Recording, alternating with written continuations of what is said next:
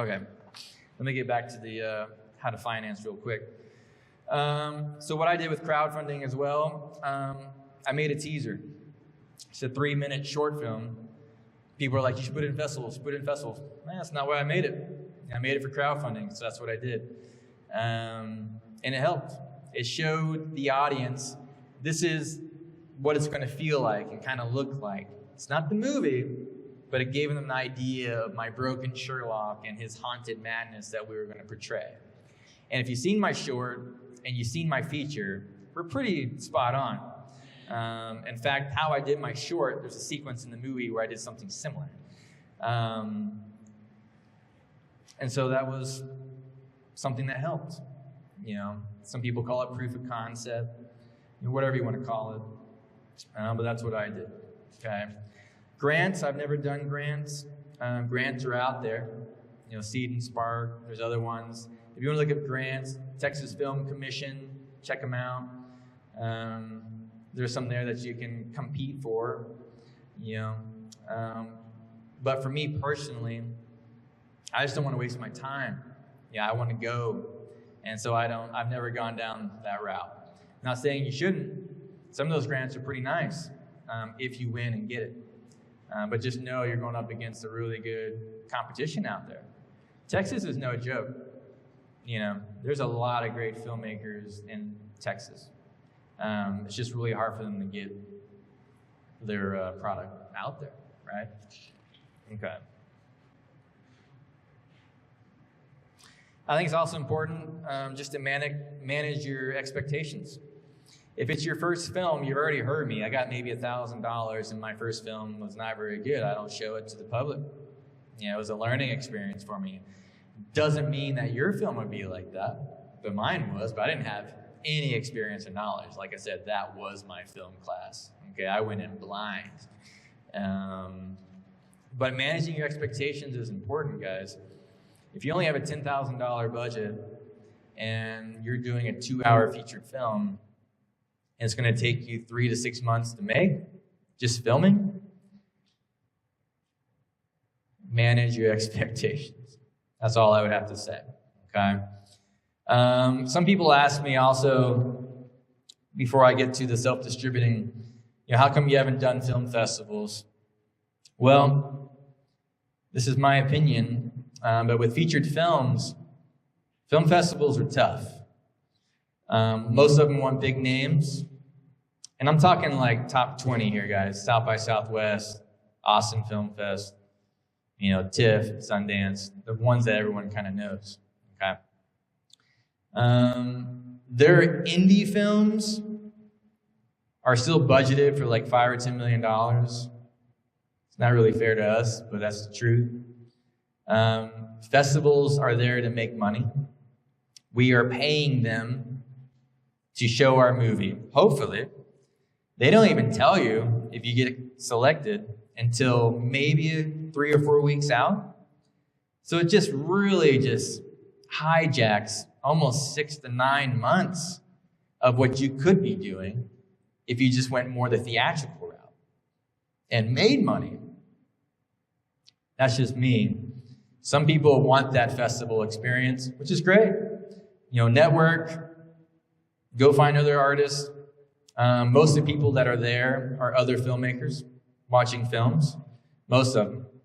Some are audience members, but most it's cast and crew members that are there supporting the film that they did. On the road, sitting, watching my film in Chicago, they were all strangers, which is awesome. That's what filmmakers want. We want strangers to watch our movies. 800,000 people have watched Eyes of a Roman on one streaming channel called YouTube Stash. Now, I've never got to talk to any of these people. That's the kind of thing that sucks about streaming. You don't get to really see their reaction or talk with them. But that's a lot of people, and that's pretty cool. People from Germany, Australia, Russia, China, all over the place, emailing me or messaging me in private about the movie. I lean more towards that. You know, I want to make money on my film. And so that's why I went the theatrical route. Festivals do have their purpose, don't get me wrong. If South by Southwest called me and like, hey man, we want your film, done. South by Southwest is a great film festival that would put my movie more on the map. That's just smart marketing and promoting to do that. Some guy's garage on some block with a screen 1/4 this size with 6 chairs, I pass. Not only for me, I just think that's disrespectful. Spent 3 years on this thing. Like, my film is more important for me to show it somewhere else, like on the big screen at the Palladium. And that's just me. That's just me, guys. This is my opinion, okay? I don't want to hurt feelings here. Some people do festivals, and they're not in it for the money. They really just want to be there for the arts and the community, and that's amazing. A lot of festivals are in it for the money, and that's just the brutal truth. So just be careful. Do your due diligence. If you think you have a shot, go for it. But while you're waiting around, make sure you're marketing and promoting your film for your theatrical release, because that's what I suggest you guys try to do.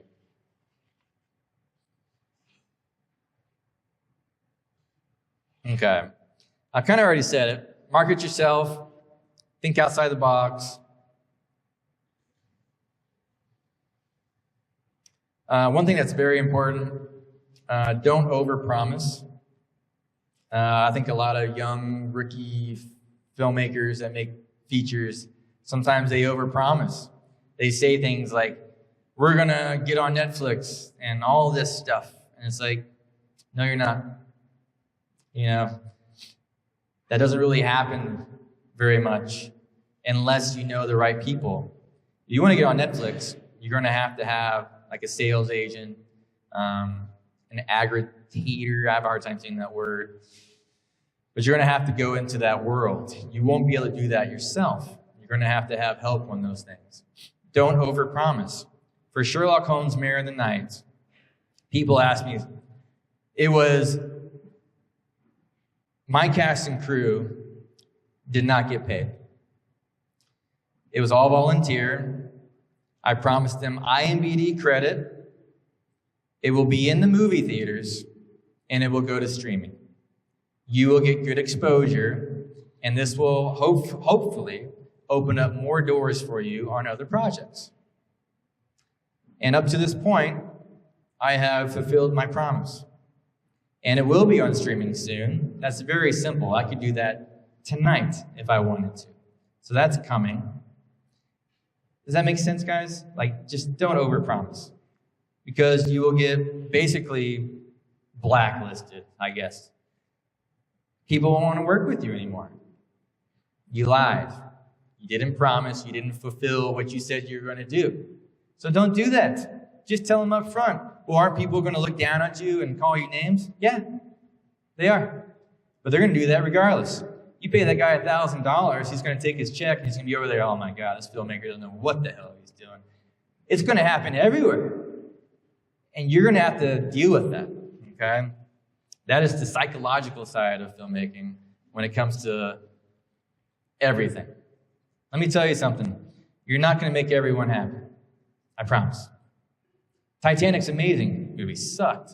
Avengers is awesome. Horrible movie. You're not going to be able to make anyone happy. I promise. Okay? I say this all the time.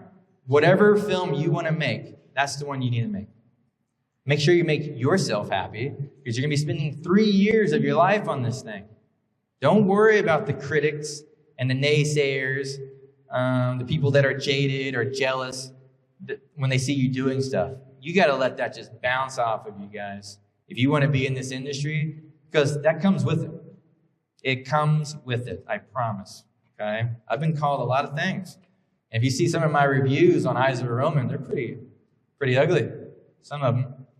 Some of them are nice. One of them said they liked my hair. That was a great compliment. Some of them are like, man, this is shit.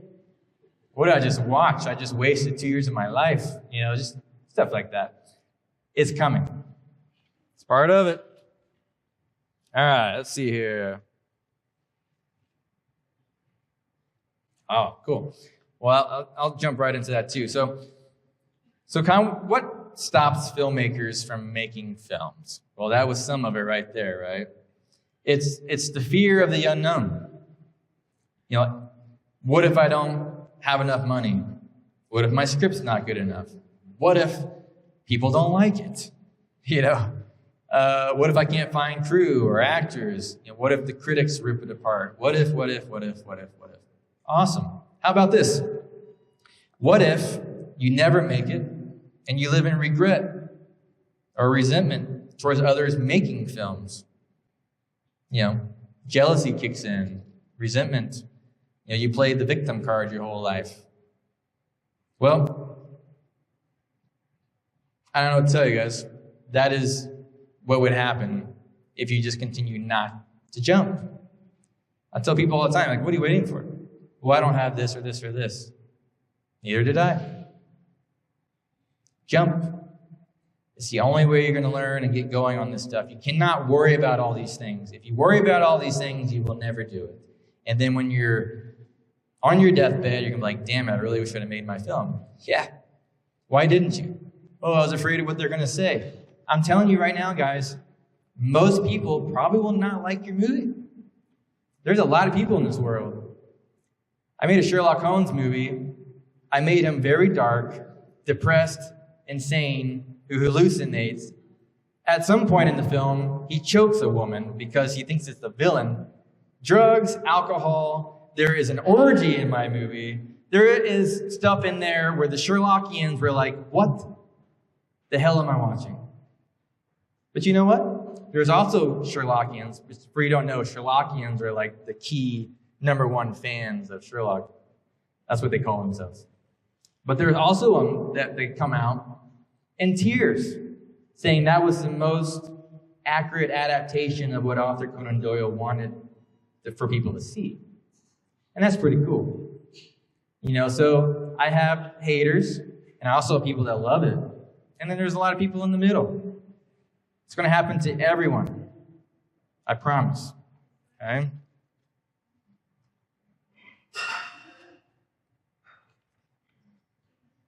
All right. How much time I got? Let me look at my phone real quick. There's a lot, you know. And I got to leave time for questions. All right, thanks, man. All right, so also on the business side, guys, you're going to need a team. It can be big or small. Each film, I've had different teams, okay? Some filmmakers, they keep the same, and they continue to build, and they keep making movies. Best example I can give you is Steven Spielberg. You know, he's used a lot of the same people from Jaws, which is amazing. In the indie film community, when people say like, oh, I like to be in a movie. Cool. Are you sure you want to be in the movie? You know, you kind of tell them everything that's going to happen. Oh, yeah, I can handle that. And then within 2 weeks, the PA is like, yeah, I'm done, man. I don't like staying up at 4 or 5 o'clock in the morning working all these hours. It's freezing out here. I'm like, yeah, that's why I told you it was going to be cold. Like, so I think there's a lot of people that want to tip a toe in. That ain't going to work. If you want to be successful, you got to dive head first and be underwater for a very long time. That's just how it is. Okay, so in the no-budget, low-budget world where a lot of us live, you're going to have to learn patience because there's going to be some cast and crew members, probably on every film you make, that will not survive. They won't make it the entire journey because it's too much. It's not really what they wanted to do. They may have thought it was in the beginning, but they're going to die off because it's too hard, you know, or it's just too much time or energy or whatever you want to call it. That's just how it is. It's going to happen, okay? That's one of the reasons why I would say I have maybe 5% of cast and crew that come back with me that have worked on all my movies. 95%, they don't come back. It's not just because it's really hard. I would say half the time it's because they moved on to bigger and better and they followed their own film journey, which that's amazing. I'm all for that. I've had people that work with me on Eyes of a Roman that moved on and did 6 or 7 different films in 2 years. But if you're the filmmaker, it's going to take you 2 or 3 years to make your own project. You know what I mean? All right, let's see here. I think it's also important for you guys to figure out what your goal is. You know, is your goal art? Is it money? Is it art and money? Is it quick fame? You know, quick fame is something that happens a lot everywhere. It's not just in Texas, it's everywhere. You know, people think they want that. Social media, all these posts, TikTok, Instagram, whatever. It's taking over the world, this quick fame stuff. Making a featured film is not quick fame. It is very hard work. Very hard. So if that's what you're looking for, you're in the wrong industry. I promise. Is it a bucket list? If it is, cool. Like, yeah, I always wanted to be in a movie. Awesome. Come over here. Stand right here. You're my extra. Don't move. You know, it's fine. You're going to find people like that. You want people like that. You know, you need all forms. In Eyes of a Roman, I had 120 extras. How does that happen when you don't pay them? Well, you want to come play Roman or barbarian and sword fight? Yeah. Because we're filmmakers, we're actors, we're grown-up children. And so being in a Roman film is cool. You know, so I was able to do that. Same thing with Sherlock. All right, I want to touch on, let's see here, theatrical distribution. So I'm going to get back here in the business side a little bit. So for theatrical distribution, guys, I did self-distribution, meaning I did it myself or with a few of my cast and crew members. I already mentioned this. We called the theaters ourselves, okay? We didn't get anyone to do it for us. Now, there are booking companies that you can work with that will do this for you also, but they're going to take a cut. What deals have you gotten, CJ? Funny you asked, let me tell you. Most of the deals I've gotten have been a 50-50 ticket split, which is actually pretty good for indie filmmakers, okay? With Santikos, through CityBase, the booking company that works for CityBase also works for Santikos.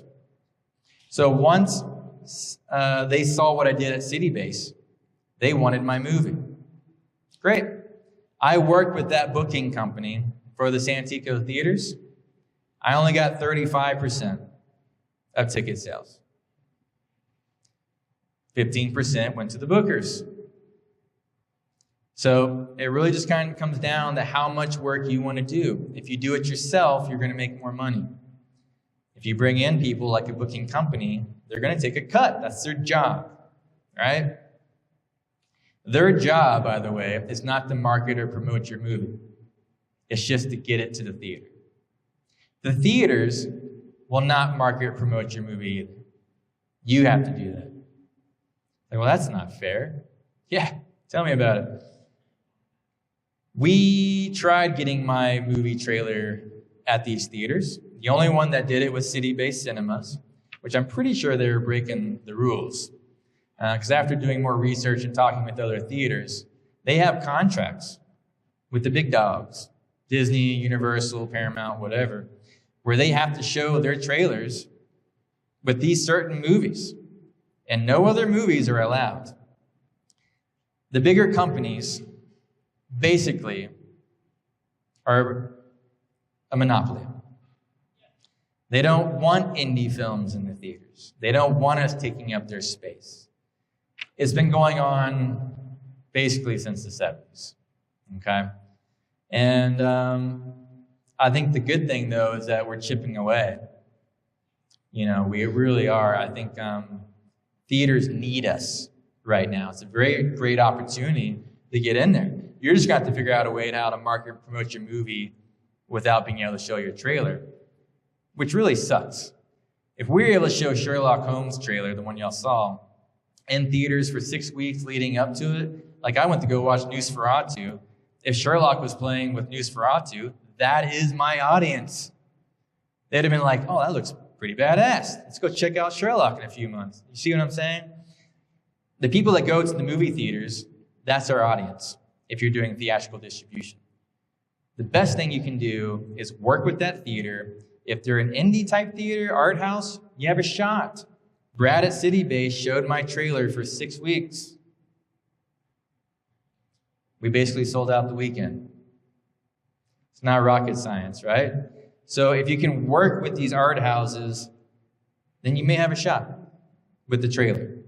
You better make sure your trailer is really, really good, by the way. So don't be cheap on that. Take your time, make sure it's good, it tells your story. You also need great artwork, guys. Your poster, once it gets to self-distribution, we've all done it. You're scrolling through everything. Netflix, Hulu, whatever. Oh, that looks horrible, horrible. Ooh, look at that poster. Let me check this out. And then you watch the trailer. If the poster doesn't grab you, you ain't going to make any money. If you have no money to market or promote, they put it on there blindly. You have a shot. Eyes of a Roman was in the top 10 on Tubi for 8 weeks on their action section. So we were getting views naturally. Anyone that wanted to watch an action movie, they were seeing my poster. If you haven't seen my Eyes of Roman poster, it's good. I wouldn't say it's amazing, but it's good. It catches your attention. It's like pink and orange, and it's bloody, and it's all this stuff. And it's like, what's this? See what I'm saying? Take time with your artwork, guys. It's important. Okay. So, we doing all right? All right. Okay. I'm getting the red light, like in the Oscars. Wrap it up. Once you do the theater run, this is what I suggest. I kind of touched on it a little bit earlier. If you're from San Antonio, for the love of God, start in San Antonio, okay? And then you reinvest. So if you make $7,000 at city-based cinemas, well, what city do we want to go to next? Let's go to Austin. Cool. Find a theater in Austin, which I did. What was that theater called? Kayla? Did y'all hear that? I can't hear. Anyways, so I found that theater, and you start marketing and promoting. You can target cities on social media. Target with your trailer, your poster, newspapers, whatever you think will grab people's attention. In Austin, for one night, we had 100 people.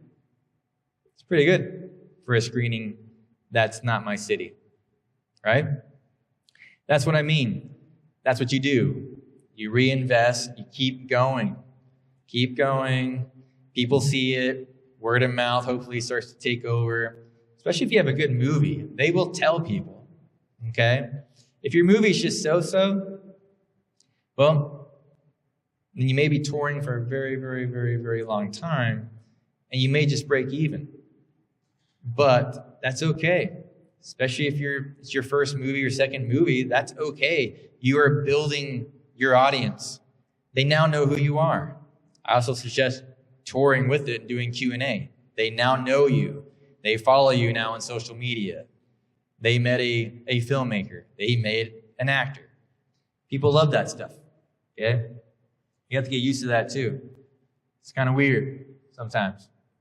Like, oh, you're a director. Yep. But so are you guys. But they will start to look up to you differently, like they're your fans, which is great. Market yourself. It's just as important as marketing your movie. Okay? Let me flip through this real quick because I'm almost done here.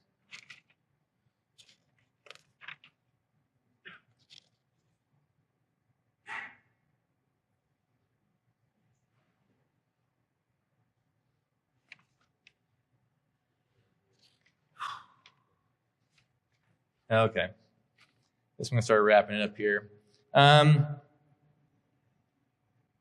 One thing that is also important is you do have to have a good film. Okay? Audio, and audio. It needs to sound really good. if your audio sounds bad, even if you get it in the theaters, if people hear that, it takes them out, and they're going to be like, indie film. And we get a bad rap now, man. You know, they think most indie films are bad. That's what the public thinks, which sucks. You know, I remember I showed up at Palladium, and I walked in before the movie started. There's probably like 30 people in there. Hey guys, how's it going? Just wanted to introduce myself. I'm actually the film director that made the movie. And people are like, what? And like half of them are like, oh. And so they kind of knew, like, great, you know, it's an indie film. I was like, well, you know, I live here, so I just thought I'd stop by, you know. But let me know how it is afterwards. Luckily, that group of people actually enjoyed the movie, so afterwards it was okay. But that's what I mean. Indie film kind of gets a bad rap, unfortunately, when it comes to that sometimes. So, all right. Let me leave you guys with this.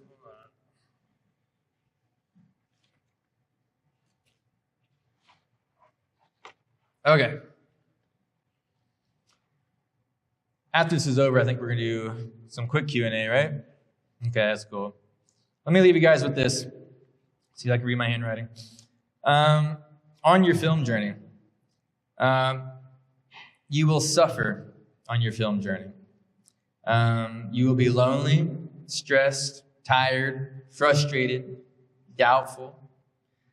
You'll be made to be the enemy in some people's eyes because they don't like your leadership or how you hold them accountable. It's my favorite. There will be moments when you go through all of this and more. But while you continue to push forward towards your dreams and goals, something else will happen too. You will start to inspire people. You will heal people. You will give opportunity to ones that are grateful and maybe didn't have opportunities anywhere else. You will help create new filmmakers along the ways. You'll help others achieve their dreams and goals. People will start to look up to you.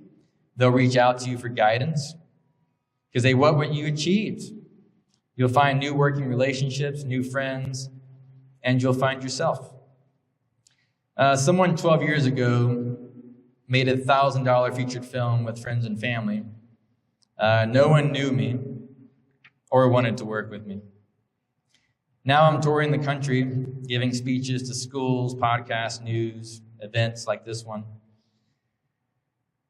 And it's pretty special. You know, and I think that just goes to show what you can do. You know, if you put your mind to it, if you're dedicated to your craft. And believe me, dedication will beat out motivation every day. Okay?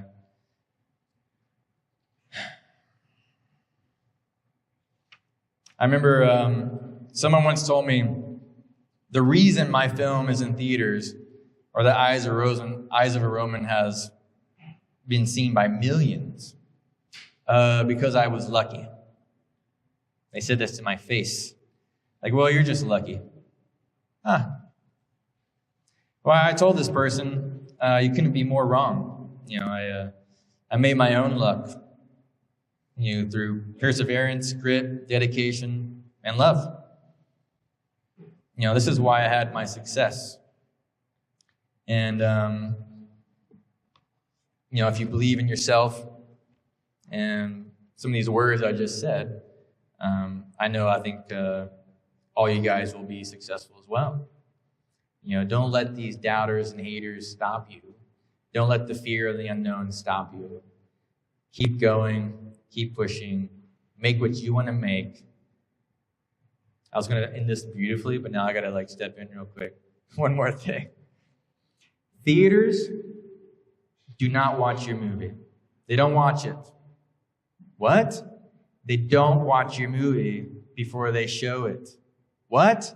One more time. They do not watch your movie. Why? Because they care about one thing: butts in the seats.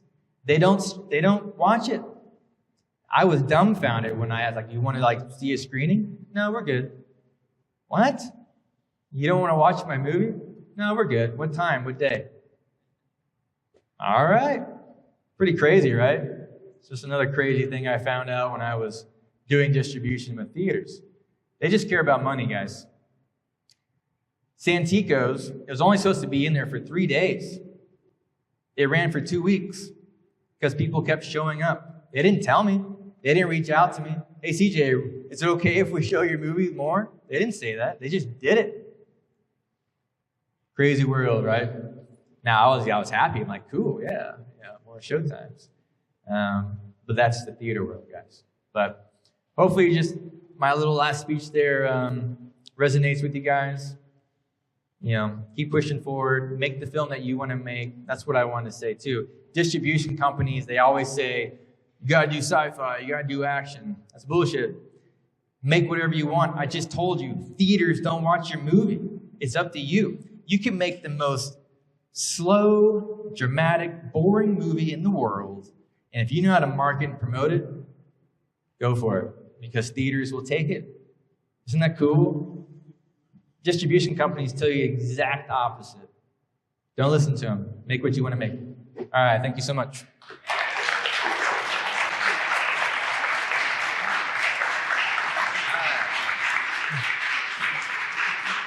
I'll do one more round of applause for CJ. Come on.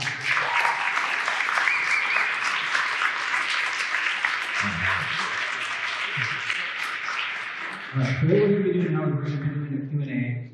If anybody has any questions, it's really hard to hear here because of the echo. So I would ask if you raise your hand, come up here, maybe say your question on the mic, or somewhere close here so we can hear it, and then CJ will answer. Does anybody have any questions like that? Yes, come on up. If you want to come up, and if anybody else has any questions, you can line up over here. Go ahead. So if I'm trying to use like a soundtrack, for example, and I want to use other small creators like Bandcamp, for example, like there might be a town or a place that I used to live in, and I'm far away from them, and I got friends there, but they made a small band. Do I still have to ask for like temporary rights to the song to get it onto like my movie idea for that? Okay. Yeah, so she was asking me if she needs to get rights to use music, whether it's from a band that she knows of friends, whether it's the Red Hot Chili Peppers, whether it's a composer. The answer is yes. You do need to get permission and legal rights from them. Some will just give it to you, and they're like, yeah, man, use it. Have them sign the contract saying that you got permission to use this, and you're fine.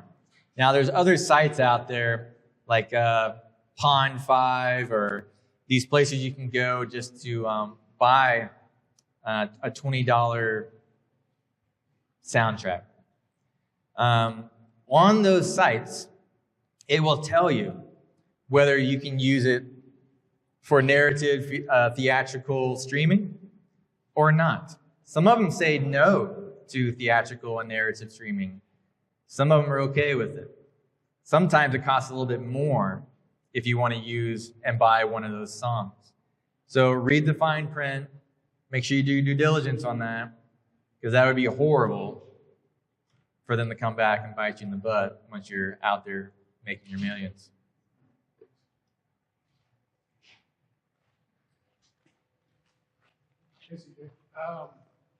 Thanks for that. It was great.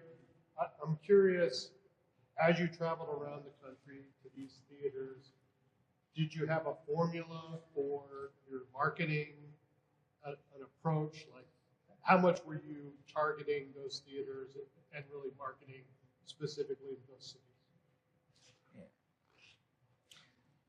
All right. We did. Yeah, we had a small team that was working where we did some, you guys might have saw some of this, but we had some like funny artwork of me and Les traveling that was posted on social. Trailers, pictures, all that stuff. But what we did on targeting, I'll just use Chicago as the example. We went to all the Chicago filmmaker groups on social media, Reddit, TikTok, Facebook, Instagram. We went to all the Sherlock Holmes groups on these social media pages, and we let them know where we're going to be. I would say every other day we were posting in all these accounts and these pages, let people know we're coming, we're coming, we're coming. Here's the link to buy your ticket. We'd always have the link ticket on there, make it really easy for them to find. You know, if they have to go and search, they're going to give up. Like, well, I tried. Make it very easy for them to find. And then, yeah, we would put some reinvested money back into those social media ad campaigns, and we would target those locations. One thing that we failed at, that I wish we would have done better at, which was on the to-do list, was to go after the universities. All the filmmaking universities in those cities and those regions, if I would have gotten in touch with them, let's say 3 or 4 months before we were going to be there, and talked to the directors there at the universities, set up time to go speak to the students 1 or 2 days before the film was going to show, we would have done a lot better. That is a regret that I have. It's a lesson that I learned, and it's a lesson I'll put forward on my next one. You know, not making that same mistake. That is a huge audience. Film students. Huge audience. In San Antonio, we have film students. Chicago has, I don't know, 50,000 film students. I mean, there's universities everywhere. Just everywhere. We were in Missouri, universities around us. Guy came up to me, he's like, oh, I wish you would have been, I wish you would let me know you're going to be here, man. I got 100 film students that would have came. Awesome. That's what I mean. So, independent, go after the universities, make that part of your marketing tour, team up with them. They want to show their students successes. It's a win-win for both parties. It really is. I've worked with Northwest Vista a little bit, UTSA a little bit, and Encounter Word. Okay, so that's what I recommend. Wish I would have done better on that.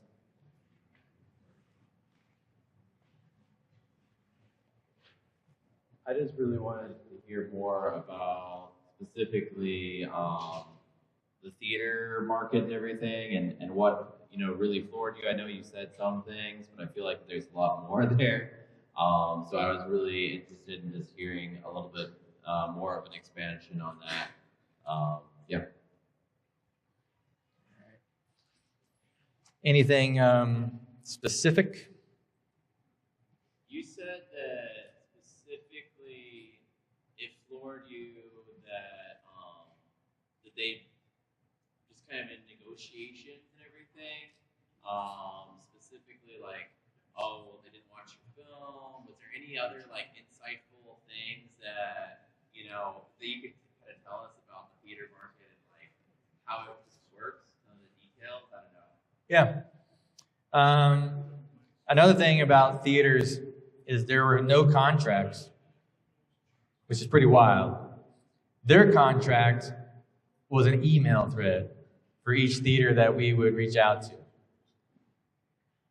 And for the longest time, I thought I was just being scammed. I'm like, there's no way. No contract. You don't want to see my movie. They're just going to steal my movie. I'm not going to get paid, all this stuff. But it wasn't the case. This is how they operate with films, unless you're Disney or Universal. If you're mid-tier or lower, they just do emails, which is pretty wild. But that's something that was kind of eye-opening. They will say that we will send you a lot of people do it with checks. Normally, they won't give you your check until 30 days after. Some of them do it through ACH, basically a direct deposit, after 3 or 5 business days. I think it takes them at least a week for them to kind of do their totals, and then they distribute. But that was the norm. So the norm turned into, here's the norm, okay? Once you have your DCP company, which I use Cube Cinema, for anyone that wants to know, they've done a good job. Now, they don't have a lot of the digital, but but I haven't had any problems with them. Cube Cinema, they send out your film. It costs $40 to each theater that you're sending it to. They actually send the hard DCP copy to them. So you're kind of already in the hole, which sucks. But even on the digital side, they still charge you. It's just a good monopoly, you know what I mean? So that's the first thing. So you get the email saying, yep, we will show it on this day. Cool. Well, what me and my team would do, mainly Kayla and I, for the most part, we would work really hard for them to get the movie on the website ASAP. Our poster, synopsis, and the time it's playing, the date it's playing. We weren't 100% sold that they were going to show our movie until we saw it on the website. Now, once we got that, well, then we started doing the DCP, and I would email my company, Cube Cinema. Her name's Brittany, the one I work with. Hey, Brittany, we just got Chicago. It's at this theater. Can you please send the DCP to them so it can arrive next week? And she's really good. She'd email me back within an hour. Yep, we'll send it out tomorrow, CJ. Thank you so much. And that's it. They send the movie to the theater. I ask her to send me the tracking so we can see the tracking. And then I can send that email to the manager at the theater. Because I did have a theater say like, hey, we didn't get the movie. And it's like the day before. I'm like, BS, brother. It says right here, you know. And they're like, no, we don't see it. I'm like, well, it says that it got dropped off. And it even had like description. It gave it to the boy behind the concession stand. Like all of these things. And then like 2 hours later, like, oh yeah, the projection just picked it up. Sorry about that. Thanks, man. Yeah, so there's some heart attacks out there too. But that's a little bit more on the theater side as far as like getting your movie to them. The communication is all through email. It's very interesting, guys. It's a little scary. But to this point, everything's been okay. That's just how they operate. I haven't had any issues, to be honest, to this point.